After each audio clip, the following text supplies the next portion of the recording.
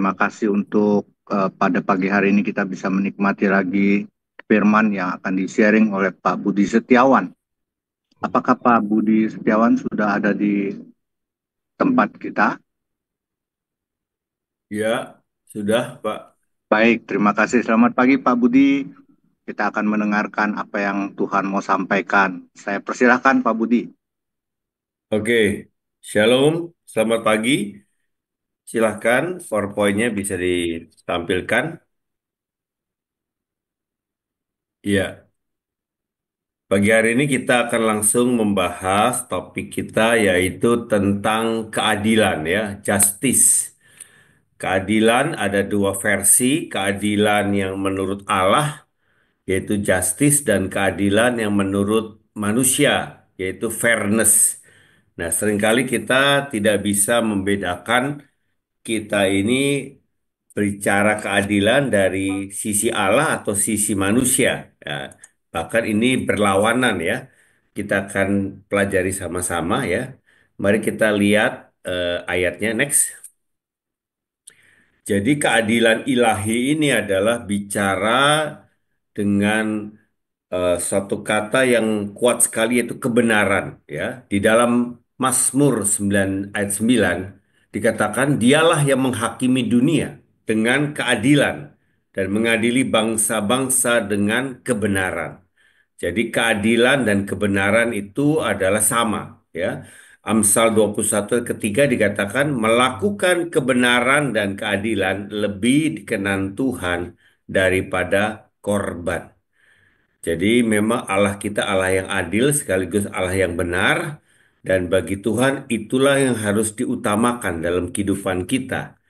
Nah, sekarang seringkali banyak orang menuntut keadilan ya. Apa maksudnya ini ya?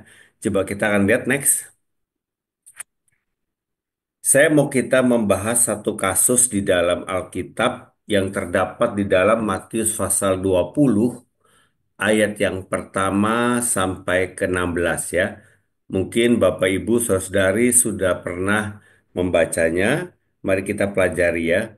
Di ayat yang pertama dimulai, adapun hal kerajaan sorga sama seperti seorang tuan rumah yang pagi-pagi benar keluar mencari pekerja-pekerja untuk kebun anggurnya.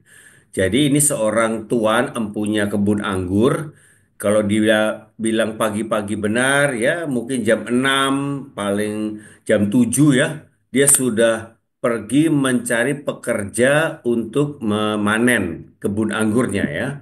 Setelah ia sepakat dengan pekerja-pekerja itu mengenai upah sedinar sehari, ia menyuruh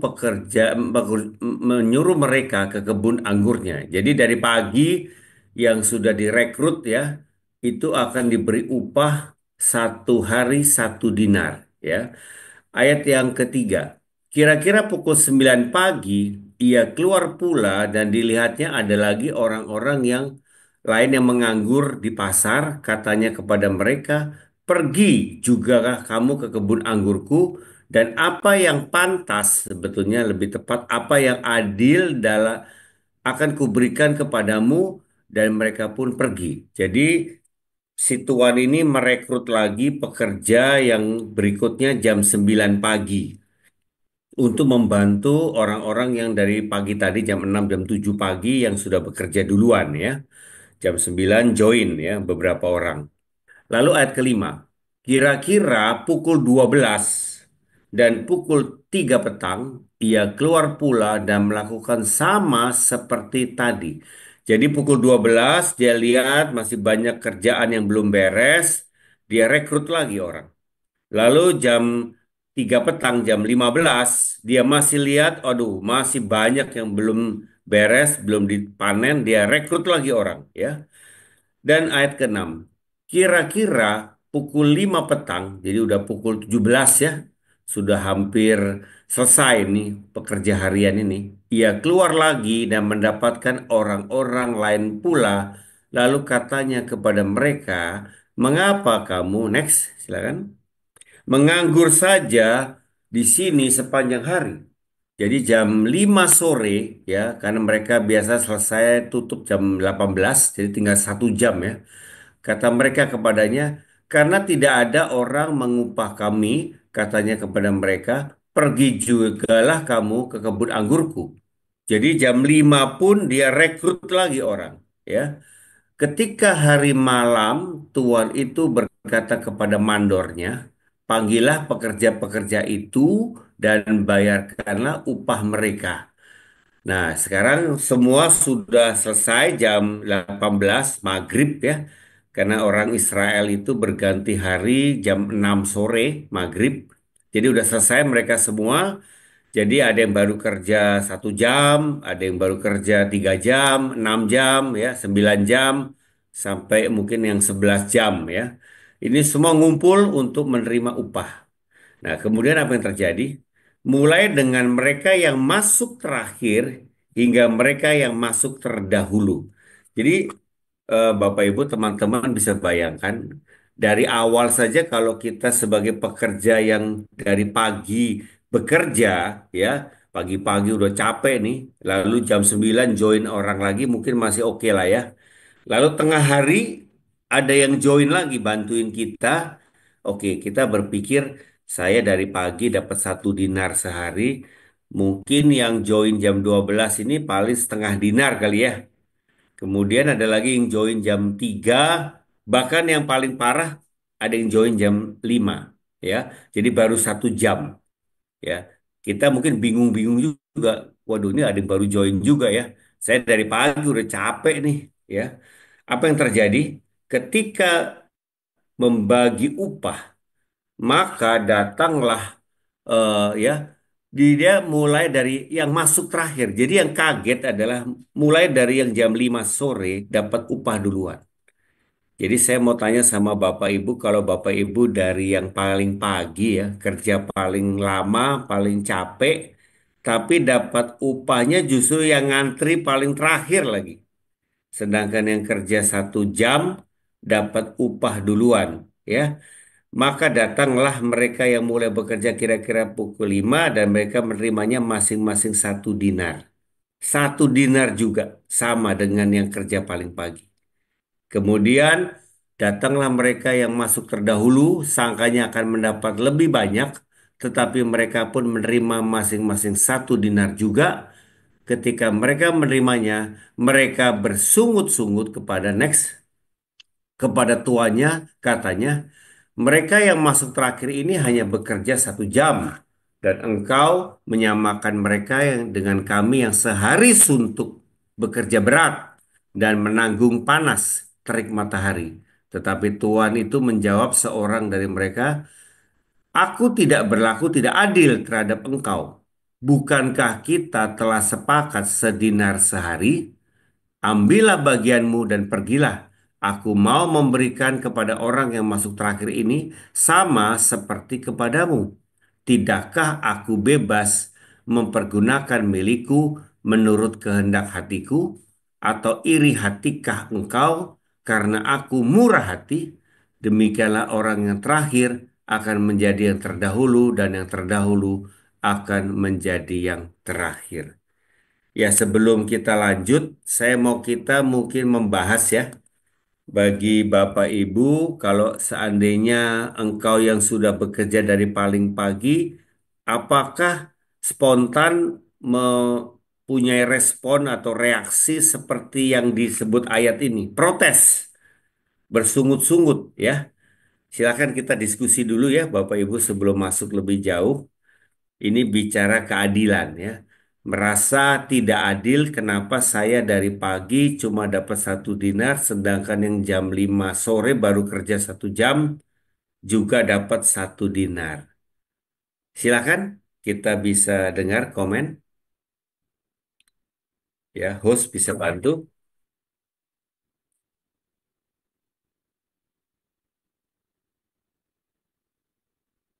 Ya, silakan. Baik, Pak Budi Setiawan, Abraham Lin. Ya, Terima kasih, saya diingatkan sih Pak. Memang secara keduniawian sehari-hari kita selalu berpikir keadilan itu adalah keseimbangan dalam menghargai orang. Di sini saya belajar bahwa untuk Tuhan yang Maha Kasih yang sempurna. Dia mengajarkan kita kepatuhan yang mutlak. Apapun yang diajarkan Tuhan Yesus pasti baik adanya. Supaya kita tidak saling iri hati. Kalau kita banding-bandingkan, kalau saya banding-bandingkan, saya pasti terjebak kepada kebiasaan lama saya, iri hati, minta semuanya sama. Keadilan itu semua harus sama. Nggak mungkin sidik jari kita beda-beda kok. Di sini saya belajar, walaupun secara kedagingan, walaupun secara logika, saya tidak bisa terima, tetapi saya mau melihat buah-buah perbuatan kesaksian-kesaksian orang percaya yang punya kekuatan khusus, kekuatan yang tidak kelihatan, yang mengubahkan mereka menjadi penurut-penurut firman Tuhan. Sehingga dia bisa mengerti keadilan sesungguhnya bukan secara daging, bukan secara ukuran manusia, tetapi kehendak Tuhan yang mutlak. Mungkin dari saya Pak Budi dan teman-teman boleh tambahkan. Sorry bahasa saya nggak sempurna biasa, agak agak Sudah agak paham, tidak Pak. tersinggung, mudah-mudahan bisa dipahami ya. Terima kasih Pak Budi. Ya, ya. Makasih, Pak Abraham. Ya, mungkin satu orang lagi ada yang boleh komen, silakan. Saya, Pak, Ya, jawabannya ada di ayat di perikop ini sendiri sih, Pak. Kan keadilan itu karena sepakat. Selebihnya itu kemurahan hati. Jadi tadinya saya waktu bacanya, iya ya, kenapa nggak adil? Tapi ternyata Tuhan sudah bilang, "Ah, aku kan bebas untuk murah hati," itu di ayat 15. Dan kamu kan saya nggak mempersalahkan karena kita udah janji 1 hari kan, bukan jam-jaman gitu. Thank you, Pak. ya, ya. Ini perikop bicara orang yang percaya dan menerima Tuhan Yesus. Ada yang sudah 30 tahun ya. Saya bertobat sudah 32 tahun ya, sedangkan istri saya sudah 34 tahun ya bertobat di dalam Tuhan. Bukan, tunggu tunggu tunggu. 43 tahun ya. Maaf, bukan 33. 42 tahun saya bertobat. Saya udah bertobat 42 tahun ya, dan istri saya udah 44 tahun bertobat ya. Ada mungkin di sini angkatan yang sudah bertobat seperti saya di atas 30 tahun lah ya. Mungkin ada dikasih kasih emoticon atau kasih reaksi, silahkan.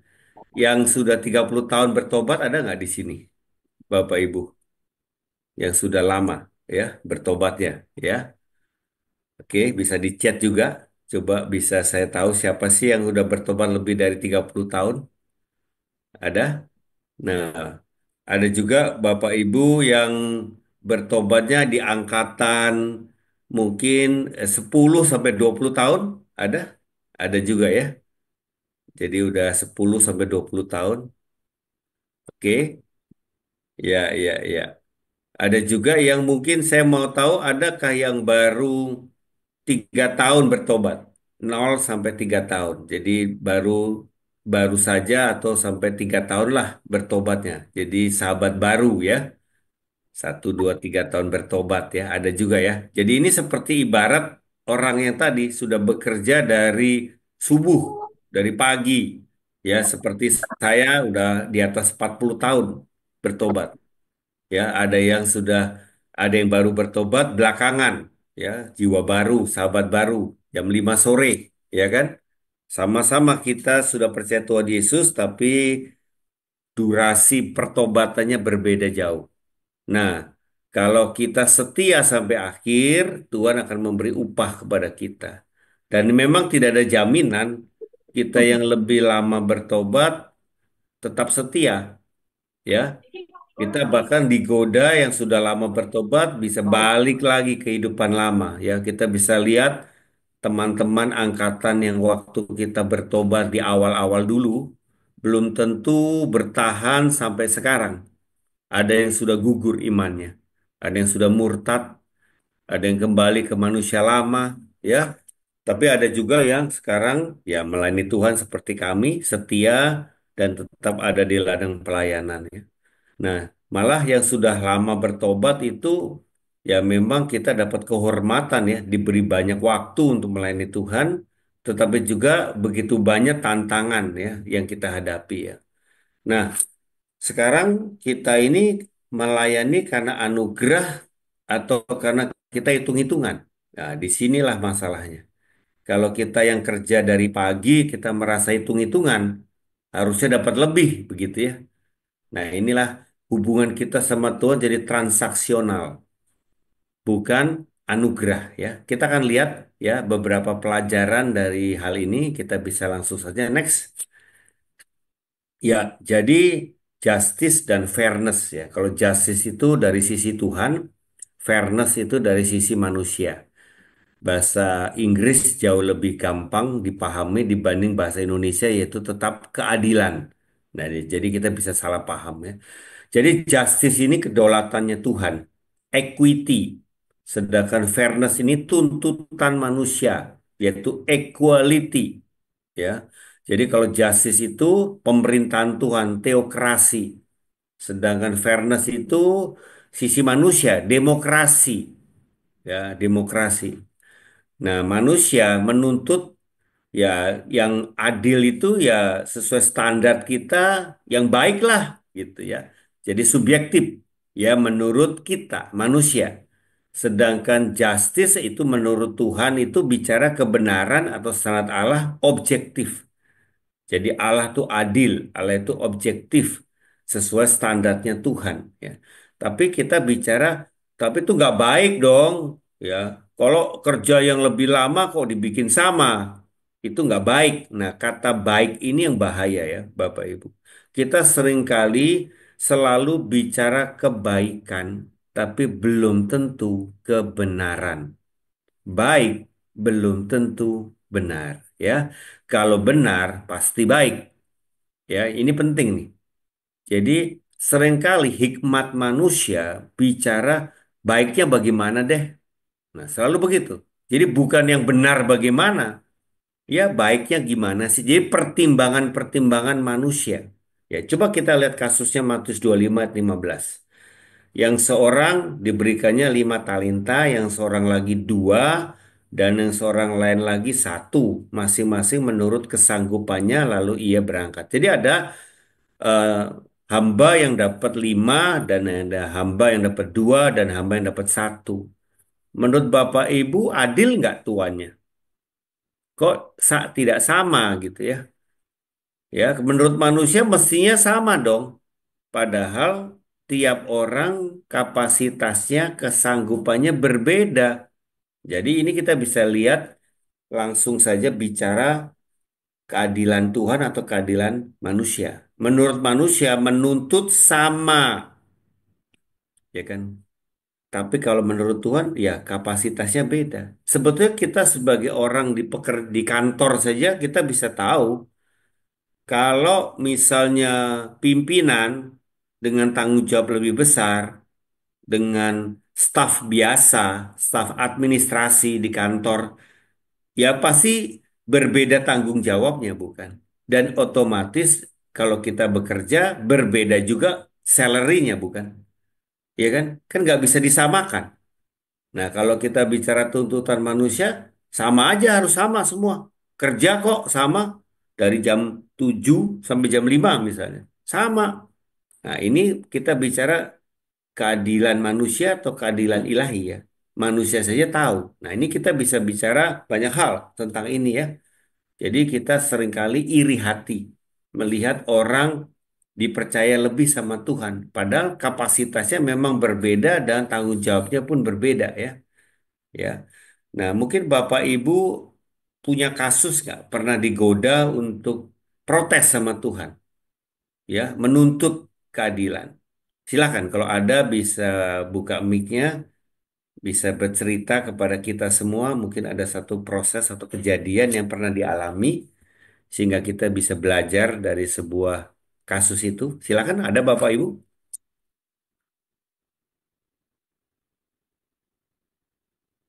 Silakan host bisa bantu. Ya, Pak, saya sering melihat keputusan pengadilan, khususnya hakim ketika mengambil keputusan sebelum ketuk palu, siapa yang barangkali pendekatannya kepada hakim itu lebih baik, maka keputusan itu akan beralih yang tadinya salah bisa jadi benar kepada orang yang hubungannya baik dengan hakim itu, Pak. Itu sering terjadi di dalam ya pengadilan sehingga dirasakan sangat tidak adil. Tapi ya kita tidak bisa berbuat apa-apa, keputusan ya tetap keputusan. Itu Pak yang kami pernah dengar. Ya, jadi itu contoh memang keadilan yang diputuskan oleh manusia, ya, dan bukan menurut Tuhan, betul ya? Jadi Betul. yang nyogok atau yang punya relasi khusus dengan sang hakim bisa mendapat keuntungan. Nah, itulah di dunia ini berlaku ya pola-pola ketidakadilan, betul ya? Nah, tapi seandainya nih, seandainya kita yang mendapatkan hukuman itu ya, kita mungkin nggak punya akses, nggak punya uang, sehingga kita mendapat lebih berat. Misalnya saja terjadi sama kita, ya kan? Diadili oleh manusia dan kita diberikan hukuman yang lebih berat dibanding orang yang nyogok gitu ya, dengan kesalahan yang sama. Menurut Bapak yang tadi, gimana Pak? Apakah Bapak protes? Bapak nggak bisa terima? Bisa saja terjadi kan sama kita? Nah, gimana menurut teman-teman? Kalau Anda yang di posisi diperlakukan tidak adil seperti itu, tanda kutip ya, karena manusia, apakah kita protes? Nah, ini langsung saja perlakuan Ya, tidak adil. Ya, Pak Abram? ya, saya kok saya tiap hari ada perasaan begini. Saya bersyukur ya firman Tuhan mengajar kita. Kita selalu istri yang mengingatkan kita. Saya suka membanding-bandingkan tanpa melihat talenta orang dengan ukuran saya sendiri. Sering. Dan itu menjadi kebiasaan yang buruk, tapi pun untung. Karena kita ada selalu komunikasi sehari-hari saya ini. Saya berusaha, Pak Budi, ya, bagaimana menghilangkan iri hati saya. Pengen lebih. Itu yang membuat saya salah, nggak bisa mengerti tentang keadilan. Pengen seperti itu loh. Ya, Terutama kena pemimpin nih. Sorry ya, saya seorang pengusaha. Agak sombong sih. Karena pernah pemimpin perusahaan, kalau atasan saya nih PKS nih. Saya lihat nggak level nih. Drama tiketnya ngedumel. Karena merasa tidak adil. Nah, susah saya ubah. Tapi saya pengen ubah. Biasanya akhirnya kembali lagi kepada istri.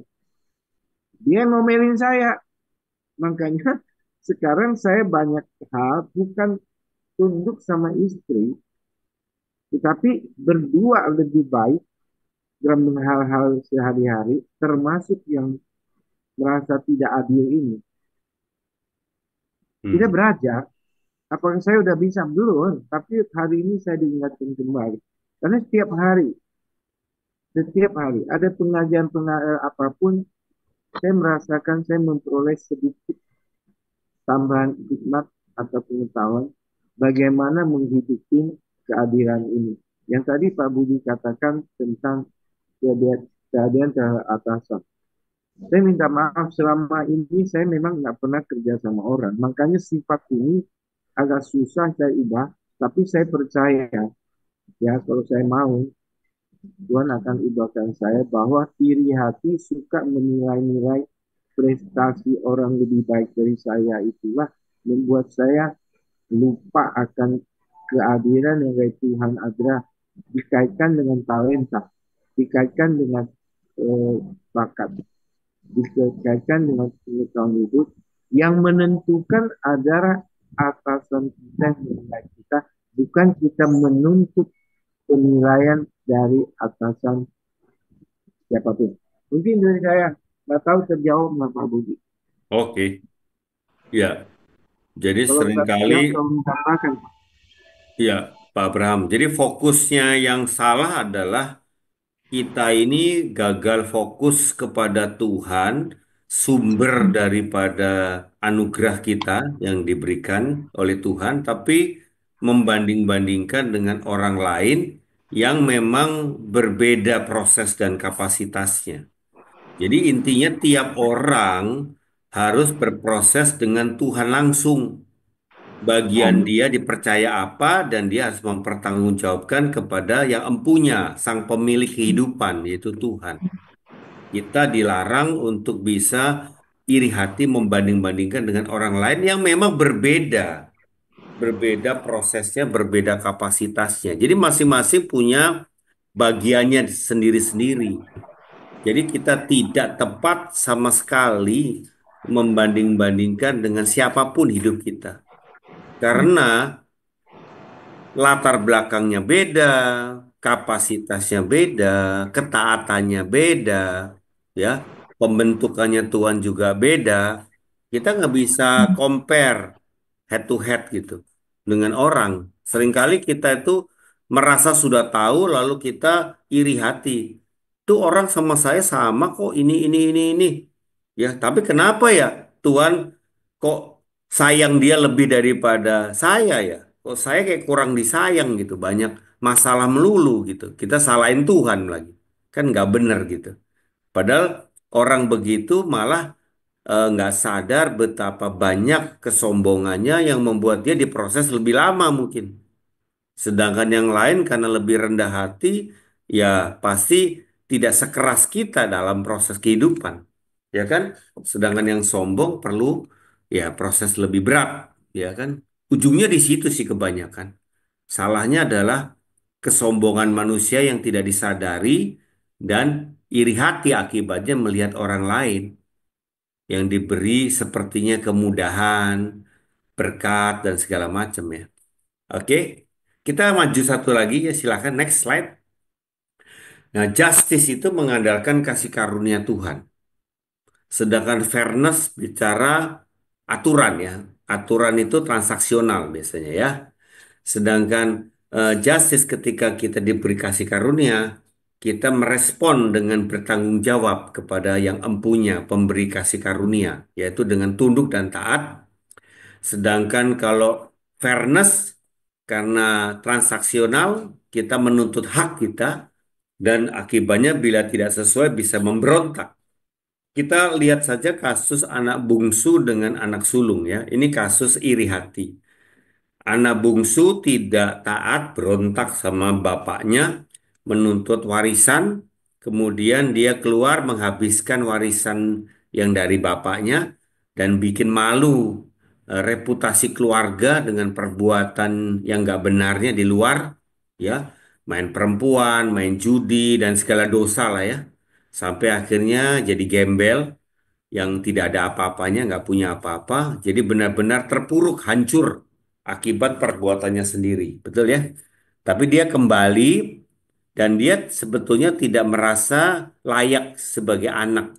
Kalau diterima jadi budak, hamba dari bapaknya pun dia bersyukur banget gitu. Jadi dia merasa tidak ada artinya orang berdosa, tidak layak ya. Tapi bapaknya justru memberi kasih karunia, mengangkat dia tetap sebagai anak dan memulihkan keadaannya. Betul ya? Sedangkan anak sulung yang setia dari awal, tapi ternyata tidak pernah dipestakan. Nah, itu kata-kata tidak pernah dipestakan itu yang kita harus kritisi. Sebetulnya bapaknya berkata, ya kamu harusnya kalau mau pesta, pesta aja. Kan kamu di rumah bapak. Ya kan? Kenapa kamu lihat anak adikmu yang bungsu yang hancur hidupnya sekarang kembali bapak senang bapak pestakan kamu iri hati. Jadi anak sulung nggak melihat bapaknya itu dengan sisi kasih karunia, tapi transaksional. Saya sudah setia dapat apa begitu. Sedangkan dia melihat adiknya yang tidak setia mestinya nggak dapat apa-apa dong. malah dapat hukuman dong, karena malu-maluin bapaknya gitu. Tapi tidak demikian Bapak kita. Bapak kita adil, ya. Dia ingin semua kita yang hancur berdosa kembali dipulihkan. Sedangkan kita yang dari dahulu taat sama Tuhan, ya, kita bersyukur dapat kesempatan bisa taat, ya. Dan itu tidak perlu kita iri hati sama orang yang nggak taat, saudara. Kenapa kita taat kita jadi hitung-hitungan? Bukankah itu juga kasih karunia? Kita boleh taat lebih lama dibanding yang jatuh bangun ya. Nah, saya percaya inilah problem kita ya. Jadi dikatakan di Titus 2:12, iya atau kasih karunia itu mendidik kita supaya kita meninggalkan kefasikan dan keinginan-keinginan duniawi dan supaya kita hidup bijaksana, adil dan beribadah di dalam dunia sekarang ini. Jadi kasih karunia tidak membuat kita meremehkan Tuhan gitu atau take it for granted bahasa Inggrisnya ya. Jadi aji mumpung gitu ya. Kasih karunia yang benar yang dianugerahkan bagi kita orang berdosa yang tidak layak ini akan direspon dengan kita akan menghormati kasih karunia itu. Dan kita akan hidup sungguh-sungguh taat gitu. Jadi Bapak Ibu yang sudah lebih lama taat sama Tuhan, Bapak Ibu sebetulnya mendapat kasih karunia lebih karena apa? Diberi kekuatan untuk bisa taat sampai hari ini, bukan? Sedangkan yang baru saja bertobat karena nakal bandel selama ini ya, jadi baru saja bertobat juga mendapat kasih karunia dia bisa bertobat dan dia sekarang baru mulai taat ya. Nggak usah iri hati Bapak Ibu. Bapak Ibu yang sudah taat lebih lama, yang sudah lebih jauh puluhan tahun, puji Tuhan kita selama ini benar-benar dapat kekuatan dari Tuhan sampai hari ini ya. Jadi kita bersyukur, pandanglah kepada Tuhan gitu ya. Dan kita bersyukur juga melihat seorang petobat baru yang mendapat kasih karunia untuk kembali kepada Tuhan ya. Kita nggak usah compare ya head to head. Ya bisa bayangkan orang yang di sebelah Yesus baru saja eh, apa mau mati ya, tinggal mau mati aja tapi dia bertobat menerima Tuhan Yesus ya. Dia belum bisa melayani Tuhan ya, nggak sempat langsung setelah bertobat terima Yesus dia langsung meninggal dunia. Ya nggak apa-apa. Yang penting kita akan bersama-sama dalam kerajaan kekal, betul? Hidup kekal ya. Jadi kita lihat bagian terakhir, slide terakhir, next ya. Jadi ratapan 3:36 atau orang diperlakukan tidak adil dalam perkaranya, masakan Tuhan tidak melihatnya? Jadi dalam kasus seperti tadi, orang yang diadili oleh hakim manusia yang tidak adil, nggak usah protes. Tuhanlah hakim yang sejati. Jadi ya kalau kita pandang Tuhan dalam kasus kita mungkin diadili dengan tidak adil ya oleh manusia. Tapi saya percaya kalau kita mencari Tuhan, kita akan dapetin satu proses tersendiri dan kita mungkin yang ya tadi tanda kutip di penjara lebih lama lah karena perlakuan yang tidak adil itu. Kita mendapat kesempatan bisa mengalami Tuhan, mengalami peremukan hati dari kesombongan dan segala perkara ketidaktaatan di masa lalu kita dan kita bisa bersyukur ya diajar Tuhan lebih lagi. Sedangkan yang main suap-suap tadi sehingga mungkin dihukum dengan ringan atau bahkan dibebaskan, masalahnya belum beres. Dia akan berperkara lebih lagi di masa depan hidupnya. Betul ya? Gak usah kita banding-bandingkan. Roma 9 ayat 14, jika demikian apakah yang hendak kita katakan? Apakah Allah tidak adil? Mustahil.